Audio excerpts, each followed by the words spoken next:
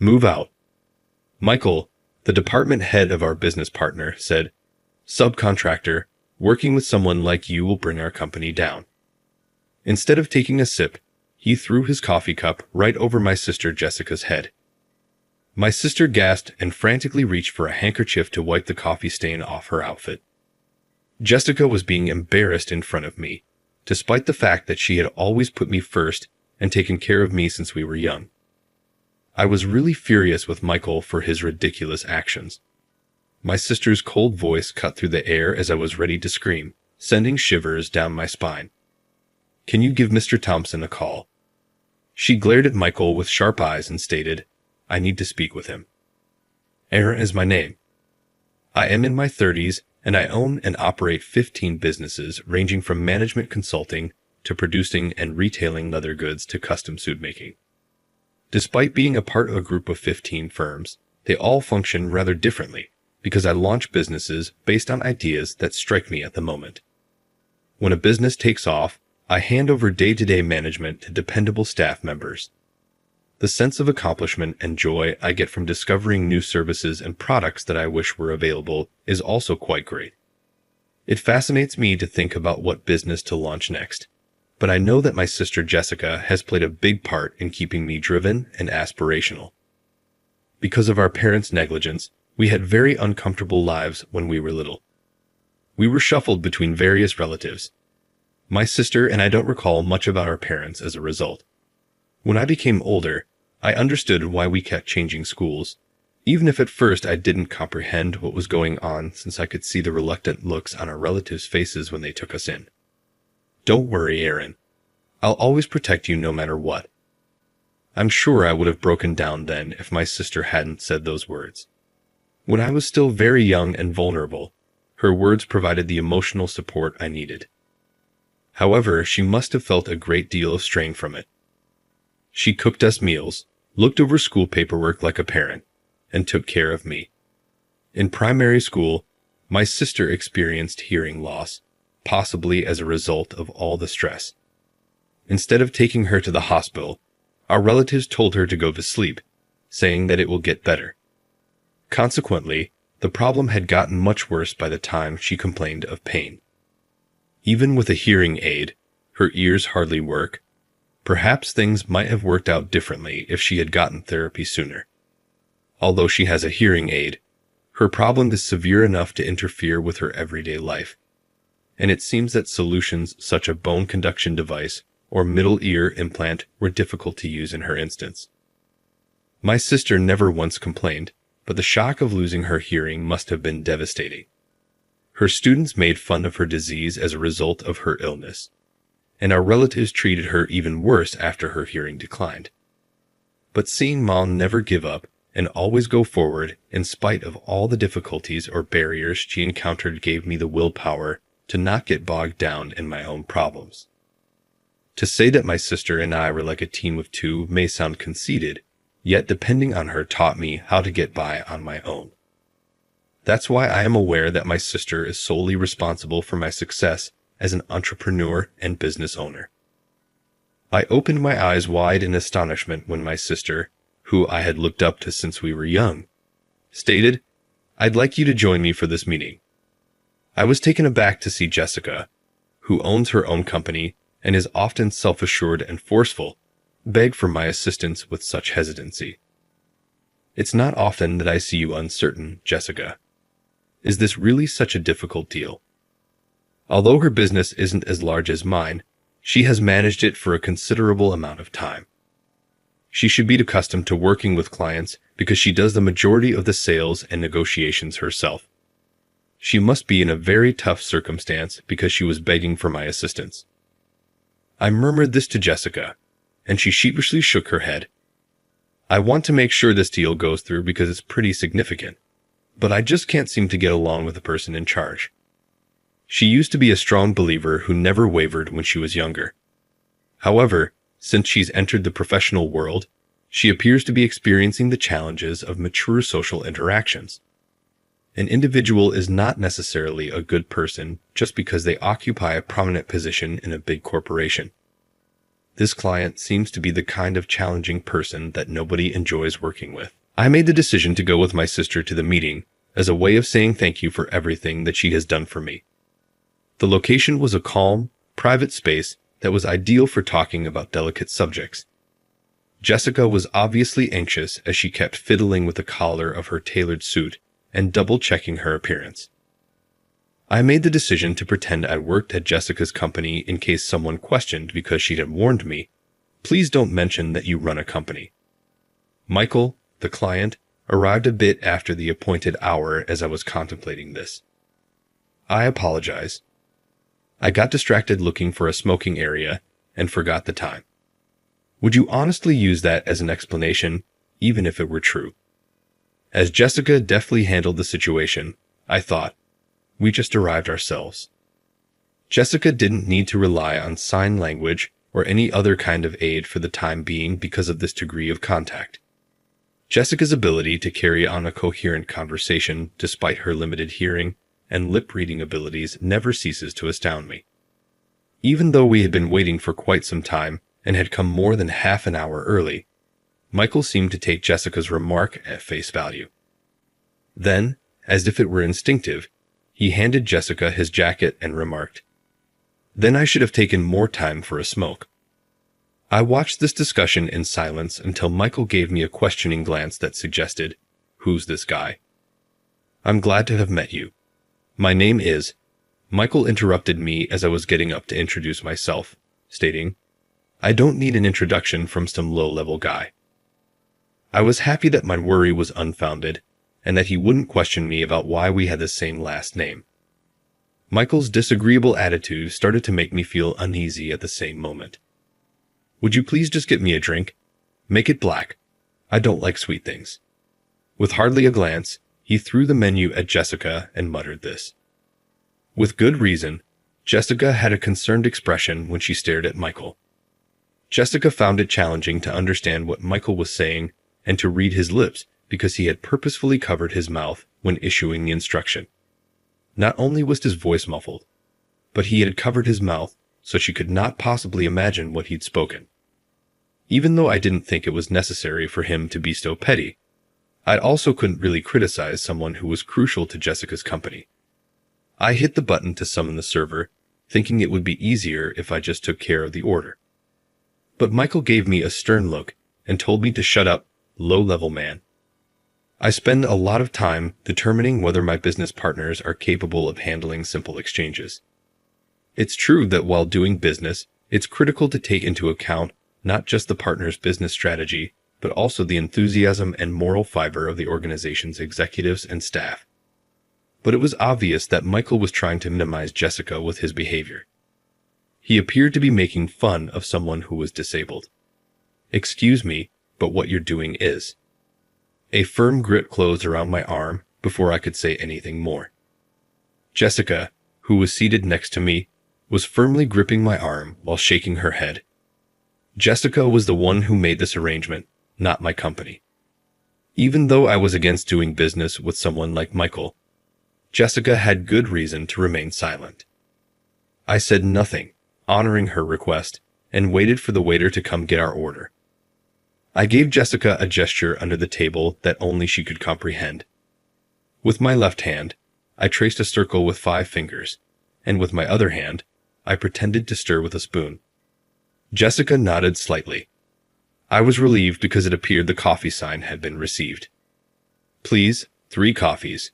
Might we also be able to get some damp towels?" I inquired. "I apologize," the waiter replied, apparently forgetting to bring the towels when we were seated, and then inquired about the cream and sugar. The dilemma was resolved when Jessica ordered all 3 coffees with the milk and sugar on the side. Jessica's hearing issue went unnoticed by the server because of how naturally she responded. As she'd previously stated, she developed the abilities to get by in day-to-day life since she was an adult. Michael watched the conversation between Jessica and the waiter in silence, perhaps recognizing there was nothing to find fault with. I found the entire exchange to be flawless. However, Michael slapped his hand down on the table when the server left and the coffee arrived. "Hey, how much more difficulty will you cause me?" I requested that you get black coffee." Jessica was shocked by the loud sound and her shoulders shook. Taking offense at Michael's outburst, I spoke up for Jessica. "Pardon me, but I think you received everything you requested." Jessica had generously prepared for a wet towel in addition to the black coffee. The only thing you needed to do was not use the cream and sugar because they were placed separately. But Michael shook his head angrily, blurting out some silly justification. "I wouldn't need to use the spoon if I hadn't ordered the cream and sugar. I detest having a messy table, and I now have to cope with extra stuff on it." It was true that there was a little container of cream and a spoon inside the saucer he used for his coffee.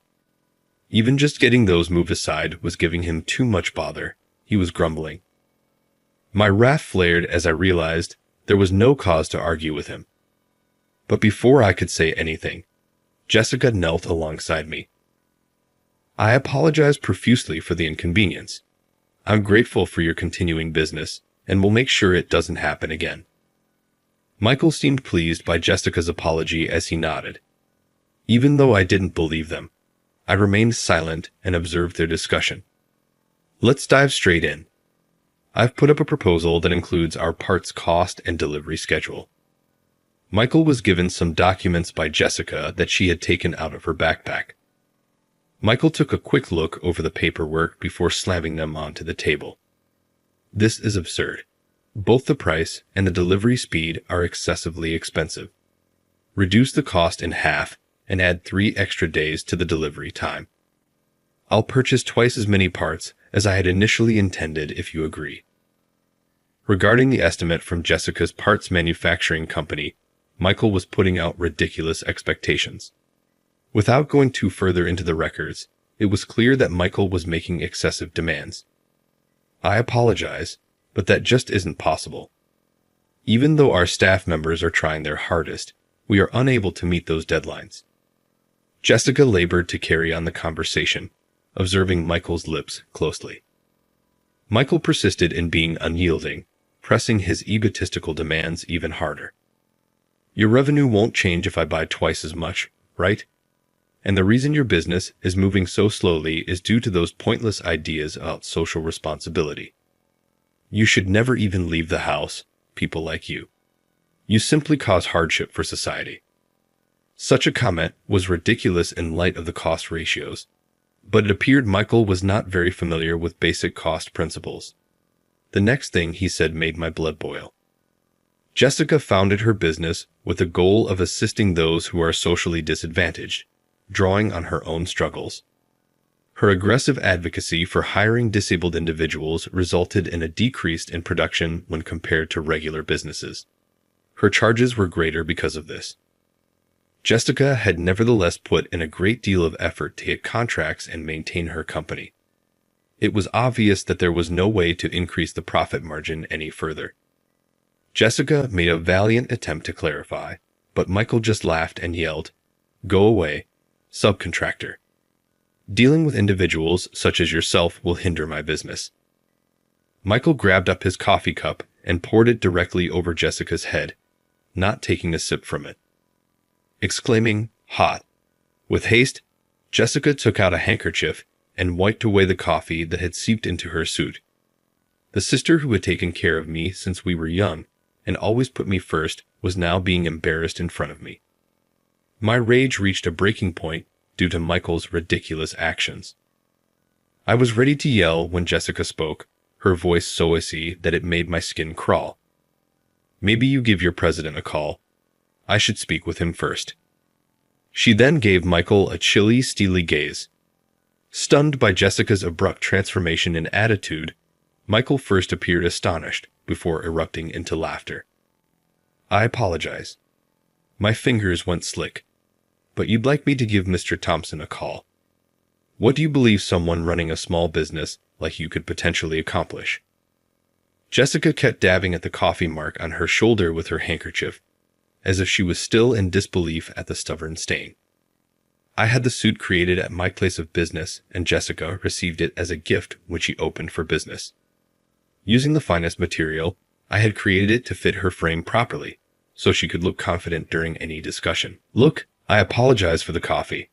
Since it wasn't deliberate, let's put it behind us. And this agreement is off too. Yes, it's a loss for us both, but let's go on and declare it even. It's obvious that Michael believed this would not really affect his business, but he was unaware of what was going to happen. It was not anything Jessica or I intended to forgive him for. We were going to absolutely destroy him. Observing Michael take off his coat and go, I made a self-promise to persevere. I started implementing my plan that same day. Equipment manufacture and distribution were two of the businesses that Michael's company, together with its subsidiaries, operated in.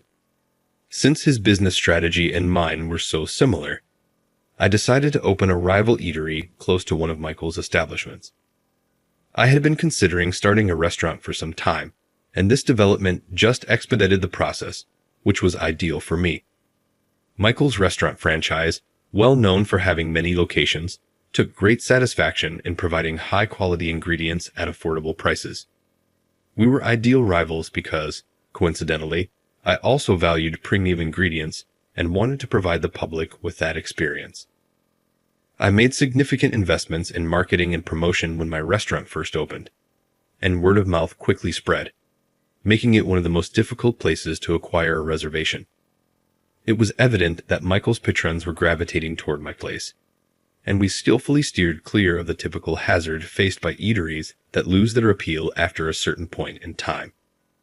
My secretary called me one day to let me know that someone wanted to talk to me. It was Michael when I answered. I gave in to his insistence that we have a meeting, provided it would only be brief and one time. Michael was in full shock when he saw me. He didn't realize I was the CEO. You're the person from that time. I cynically replied, Yes, I'm well aware of who you are, as I observed Michael repeatedly bend his head.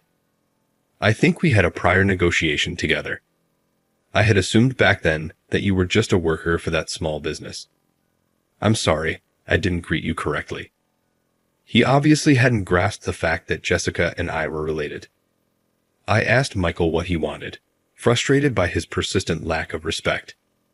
First and foremost, why are you visiting?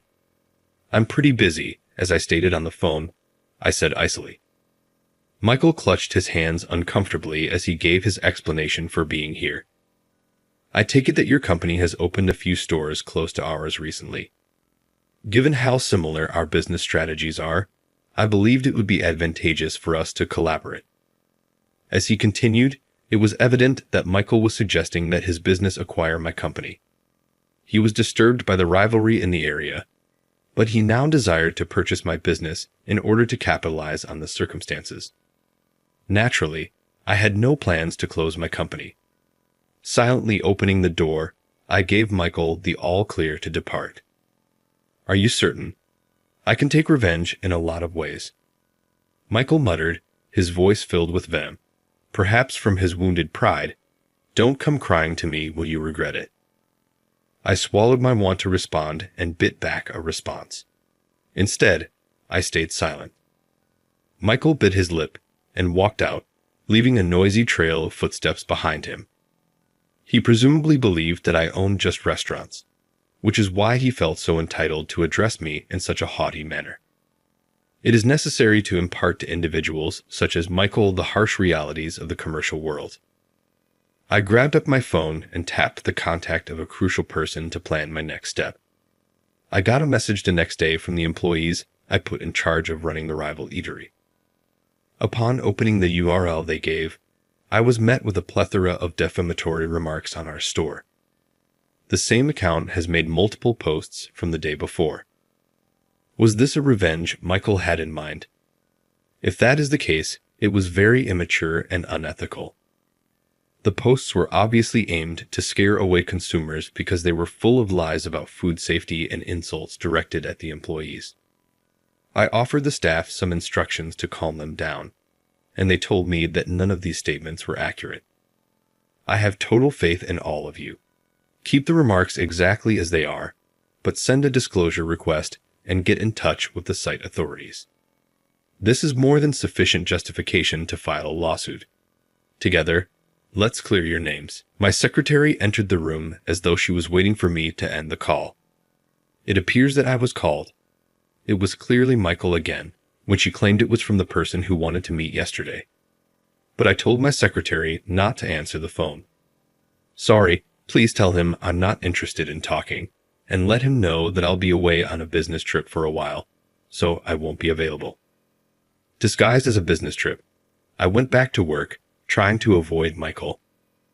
I was going about my day when I saw Jessica's email on my phone. The text of the message said, "I want to thank you all for the other day. Well, Michael arrived in our office, and now things are becoming a little problematic. He simply won't go. Could you take care of this instead of me calling the police? That would worry the workers." As soon as I opened Jessica's email, I sighed. I take it that he went to disturb Jessica instead of trying to reach me. How shameless he had to be to show up at her office was something that kept crossing my mind. Something in me wanted to see his daring for myself, so I hurriedly dressed and went to Jessica's office. "Are you back from your travels?" As soon as he saw me, Michael exclaimed, "I've been hoping to see you." He came running over and took hold of both my hands. He had done a complete 180 from when he was bragging, "I won't forgive you, even if you regret it," not too long ago. Disregarding Michael's endeavors, I faced Jessica. "You mentioned that you were having some issues. What precisely took place?" I replied in basic sign language, and Jessica gave me a weary expression in return. "He won't leave. He's attempting to make me a new agreement now. But I don't have time for this because I've already begun working with another company." Michael jumped in quickly, saying, "I'm getting even greater terms than before because of this. I sincerely hope that our collaboration can continue." Jessica firmly shook her head, rejecting the proposition even though he begged. "We've already reached our limit. In addition, didn't you always whine about how ineffective my business was? You made it sound as though those of us with disabilities were an inconvenience to society." Jessica uttered, "I will never forgive you," with firmness. She said, "And furthermore, isn't the real reason you want to make a deal with my company because you're trying to keep ties with my brother?" Michael groaned, as though she had struck the mark, and then exclaimed, "Ugh," before bending deeply to his knees. "Mr. Thompson instructed me to plead for your pardon at all costs. Please, I beg you, please." I cast a harsh gaze down at his pathetic frame. I had recently gotten in touch with Mr. Thompson of Michael's business to let him know that my company would no longer be providing any of our products to them. We had been doing their primary marketing and promotion, as well as providing their uniforms at a reduced cost. Mr. Thompson, worried about what had transpired, quickly reached out upon hearing this. Mr. Thompson sighed deeply as I described Michael's actions in detail and promised to look into the matter. Michael had been frantically trying to get in touch with me and had even attempted to contact Jessica, so I'm sure Mr. Thompson got in touch with him straight away. Naturally, neither of us intended to extend our forgiveness to him. "If you continue to stay here, I'll call the police, and I'll also inform Mr. Thompson." Michael's face became pale at the mention of Mr. Thompson and the police. Without saying anything else, he promptly gave us another bow. It became out that Michael was the author of the negative reviews of my restaurant. This naturally resulted in legal action, and the outcome is still pending. Our attorney is certain that Michael will suffer serious repercussions. Michael is undoubtedly waiting tensely for the decision as well. Since then, a different company has taken the position of Michael's restaurant, which was next to mine. In addition to losing business to my establishment, they also experienced problems as a result of mishandled food and inadequate worker training. Strangely enough, the very criticisms Michael had leveled at my business proved to be valid for him as well. The idea that he had been talking about his own company made me chuckle. Later, I received a personal apology from Mr. Thompson. In addition, he asked that we continue doing business together, claiming that Michael had been treated fairly. Michael was probably dismissed since I haven't seen him since. It made sense, given all the damage he wreaked. It is my sole hope that he makes a turnaround in his life and returns to society. In the meantime, My business keeps growing and branching out into new products and services. When I consider them, Jessica's business is also becoming well known for its inclusive employment policies, which foster an environment in which individuals with disabilities can prosper. Businesses that are primarily motivated by self-interest and short-term profitability ultimately fail. In tandem with Jessica, I intend to keep making contributions to society.